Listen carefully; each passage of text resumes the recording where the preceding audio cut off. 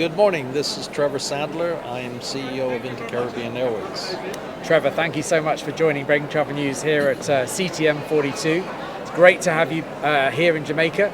First of all, give us a bit of an update on InterCaribbean. What have you been up to?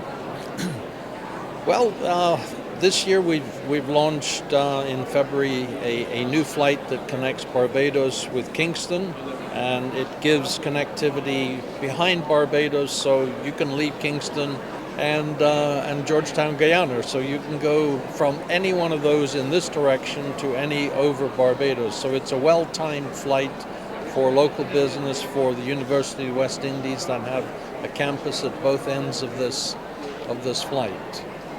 And where does that take you to now in terms of numbers of routes, numbers of planes? Give us an update on that. Well, since we last spoke, we've actually acquired 8 new jets. Those are yet to be announced formally what they are, but with the ATRs that we purchased, and we're completing the onboarding of them, we have a total of 35 aircraft. So we've grown a little bit. The numbers will come down as we retire the smaller airplanes, but from there we'll begin to grow again into overall larger aircraft capacity of the ATR 42, 72, and the additional new jets. And directly behind you is a fantastic looking route map. So yeah, where are you now in terms of numbers of destinations? Well, it's 27 destinations in our network. We also run charter flights that see us running around all over the place, making up those numbers. As the year rolls on, we will be launching several new cities and some really exciting things for the Caribbean that are yet to be announced. I hope to make those announcements by July. We hope you make those announcements with us first. We'll be certainly letting you know, Justin. Thank you. Thank you. So what's fueling the growth? Demand.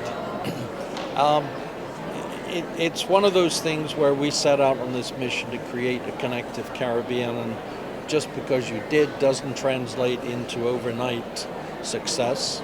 But we've been fueling the fact that we create connectivity. With that connectivity, it has meant a lot for Caribbean people to travel between any 2 points, reunite with family members a little more often because it's much more accessible than it was. And we've been pushing the concept of 2 destination vacations.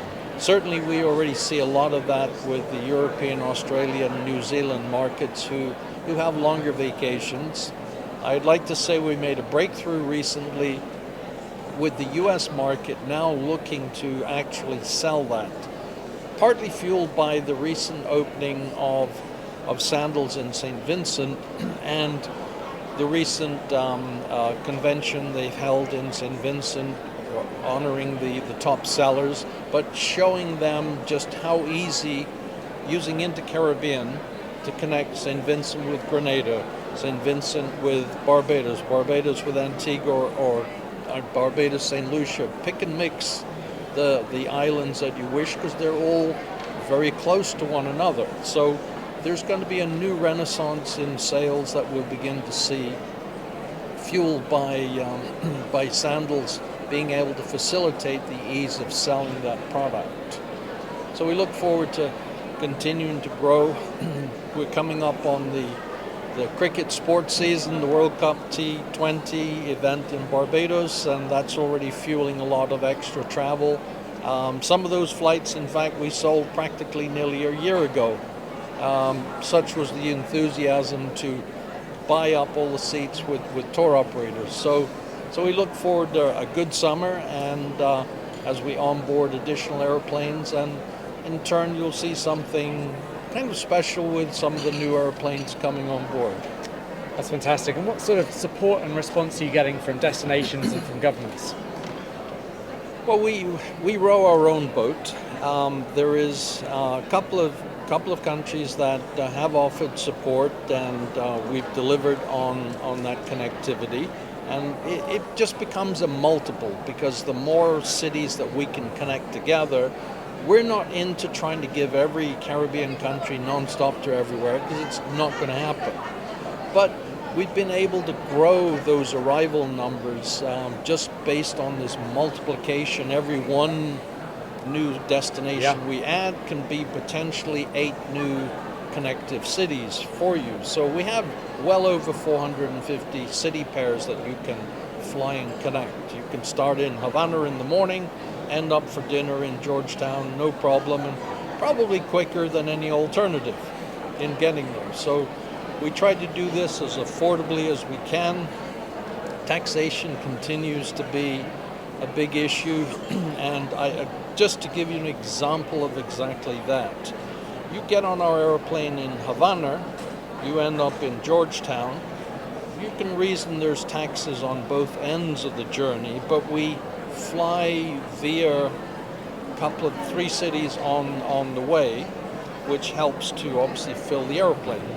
But the consequences of that is there's $200 in transit taxes, never mind the origin taxes and the destination taxes. So $200 to transit, we have to look at how do we avoid some cities to avoid the taxation that it directly affects the consumer.